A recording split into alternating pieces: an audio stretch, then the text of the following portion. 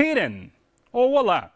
Seja bem-vindo ao Isso é Grego, programa de ensino da língua e da cultura gregas do período helenista, período que abrange o terceiro século antes de Cristo até o terceiro século depois de Cristo.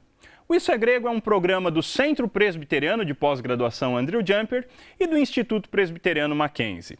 No episódio de hoje, nós abordaremos o sistema verbal da língua grega, sempre fazendo pontos de contato com o português a fim de compreendermos melhor como é que funcionam os verbos na língua grega. Mas o que é um verbo? Qual seria uma boa definição de verbo? O estudioso Lourenço Rega nos auxilia dizendo que um verbo é toda palavra que indica ação, estado, fenômeno natural, ocorrência, desejo e outros processos. Ou seja, um verbo é uma palavra ligada à ação, a movimento. É assim no português, é assim na língua grega, em todas as línguas que usam sistemas verbais. No grego, um verbo tem as seguintes características. O verbo tem um modo, um tempo ou aspecto, voz, passiva, ativa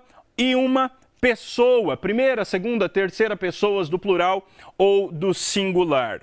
No caso do modo, o modo se refere ao relacionamento entre o verbo e a realidade, isso nas palavras do estudioso William Mounce, ou seja, como que aquele verbo acontece na realidade? Se ele acontece no modo da realidade, se ele aconteceu, acontecerá ou está acontecendo de fato, nós então falamos esse verbo no modo indicativo. O modo indicativo é o modo da realidade.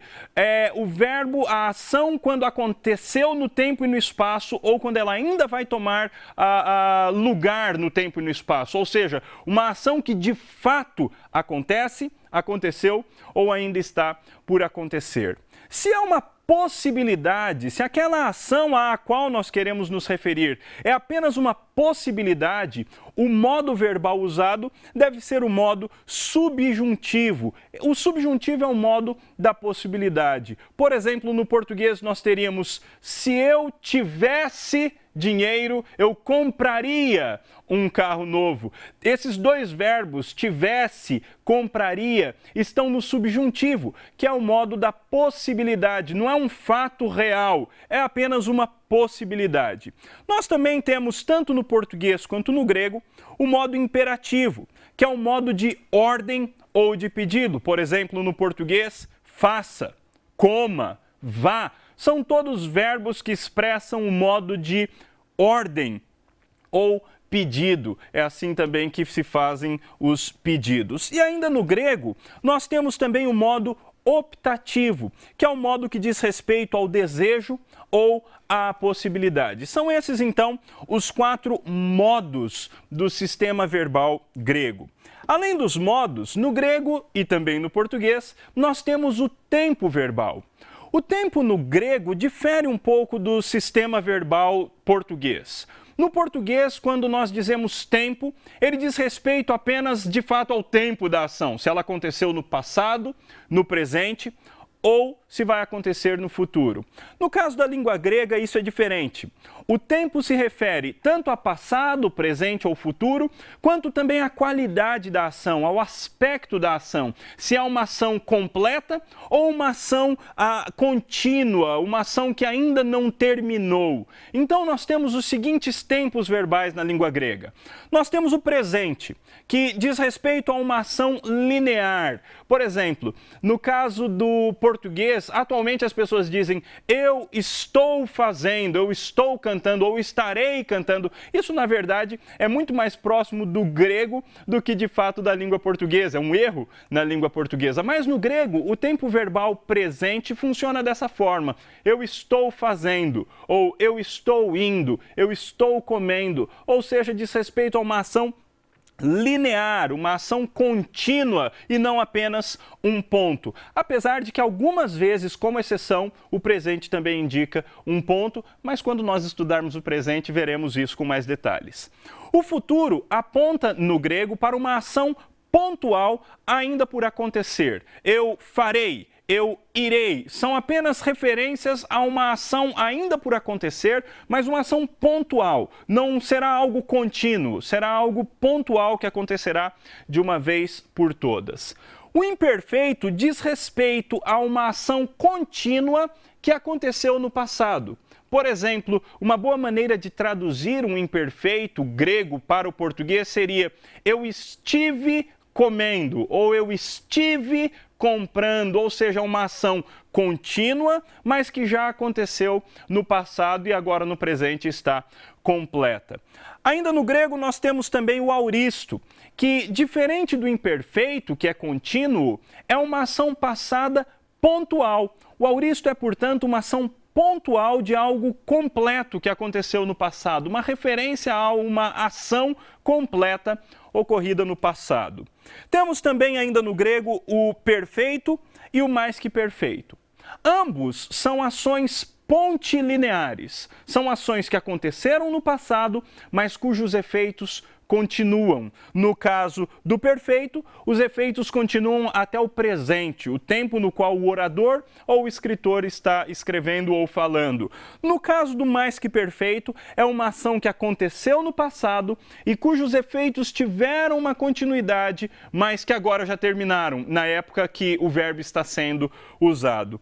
Utilizando e colocando tudo isso num gráfico para facilitar a nossa compreensão, nós teríamos o seguinte: o presente é o tempo verbal que diz respeito a uma ação contínua no tempo presente. O futuro é o tempo verbal grego que diz respeito a uma ação pontual que acontecerá ainda no futuro. O imperfeito refere-se a uma ação contínua que aconteceu no passado e que no presente já terminou, mas foi uma ação contínua. Como nós dissemos, eu estive comprando, eu estive falando. Então, são ações contínuas que aconteceram no passado. O auristo refere-se a uma ação pontual que aconteceu no passado ou que acontece no presente. Mas quando nós estudarmos o auristo no grego, nós veremos isso com mais detalhes. E o perfeito e o mais que perfeito são os verbos pontilineares, são os tempos verbais pontilineares. Apontam ações que aconteceram no passado, e aí no caso do perfeito, que tem os seus efeitos ainda no presente, e no caso do mais que perfeito, uma ação que aconteceu no passado, mas que tem os seus efeitos já terminados. Ela aconteceu, teve os seus efeitos duradouros durante um tempo, mas no momento que o escritor ou o orador usam o verbo, essa ação já foi completada, já terminou. No próximo bloco, nós continuaremos entendendo um pouco mais do sistema verbal grego. Fique conosco.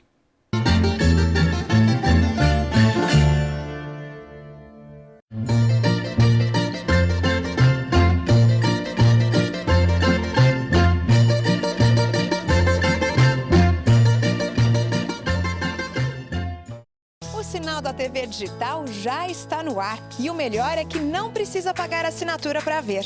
Que tal a imagem digital? Perfeita. E aqui no carro? Imagens são incríveis.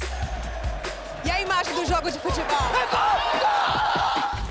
Ó, imagem digital aqui no ônibus. Celular em todo lugar. Uau, quem disse que imagem boa é só em casa, hein? Sinal da TV digital. É pra você. É de graça. É bom de ver.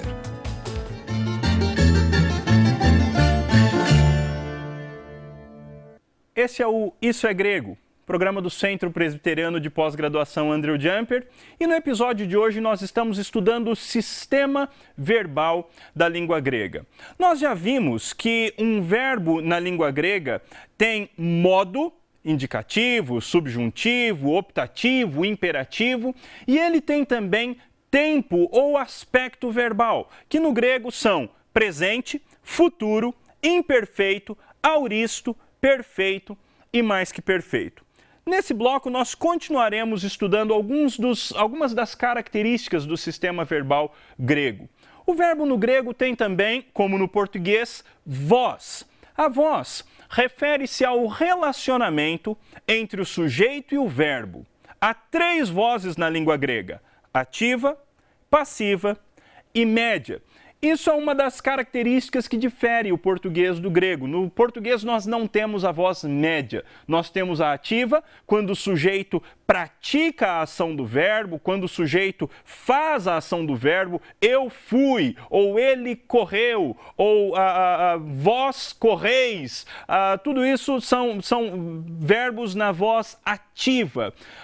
No português nós também temos verbos na voz passiva. É quando o sujeito, ele, tu, eles, nós, quando o sujeito sofre a ação do verbo.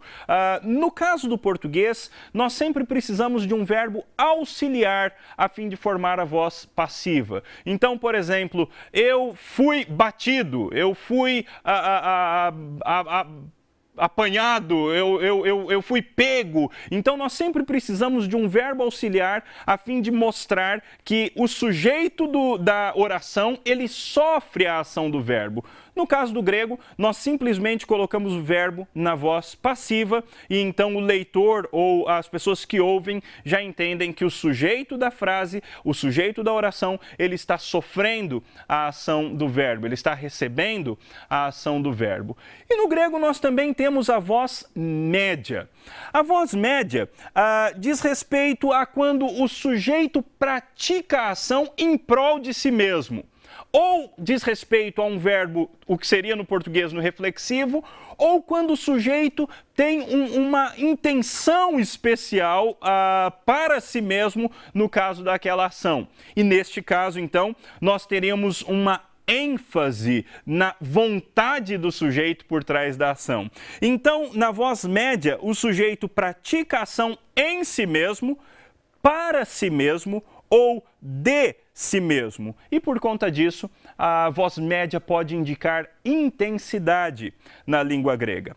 Finalmente, além da voz, do modo e do tempo, os verbos gregos também têm as pessoas, como no português. A pessoa refere-se a quem pratica ou sofre ou recebe a ação do verbo. Da mesma forma que no português, as vozes dos verbos gregos são eu, tu e ele, no caso primeira pessoa, segunda pessoa e terceira pessoa do singular, e nós temos também a primeira, segunda e terceira pessoas do plural, que seria no caso do português nós, vós e eles. Portanto, quando você vê um verbo na língua grega, você deve notar que esse verbo, você deve fazer a análise desse verbo partindo do seu modo, depois o tempo, depois a voz e finalmente a pessoa daquele verbo. Uma outra distinção do português para o grego é que, enquanto no português nós procuramos os verbos no dicionário e os encontramos no indicativo, ou melhor dizendo, no infinitivo, no grego os verbos sempre estarão flexionados na primeira pessoa do singular no modo indicativo no presente. Então, no grego, por exemplo, o verbo lio, esse verbo está conjugado na primeira pessoa do singular no modo indicativo e no tempo presente, e é assim que todos os verbos serão encontrados no dicionário na língua grega. Portanto, nós temos a seguinte forma de fazer a análise de um verbo grego: indicativo, presente, ativo, primeira pessoa do singular de lio. Ou seja, você vai sempre falar no nosso curso o modo, o tempo, a voz, a pessoa e finalmente vai mostrar a forma de apresentação daquele verbo. Nós faremos isso algumas vezes durante os nossos encontros, então fique tranquilo que você vai aprender a fazer tudo isso. A dica de hoje fica por conta deste site. É um site da Universidade Católica de Leuven, lá na Bélgica, e é um site com vários recursos para você aprender a língua grega. Anote aí num papel, no seu notebook, e anote também, aproveite para anotar também o nosso e-mail para nos enviar críticas, sugestões, perguntas, e nós teremos o maior prazer de responder. O nosso e-mail é issoegrego@mackenzie.br. issoegrego@mackenzie.br. Foi um prazer ter você. Até o próximo programa.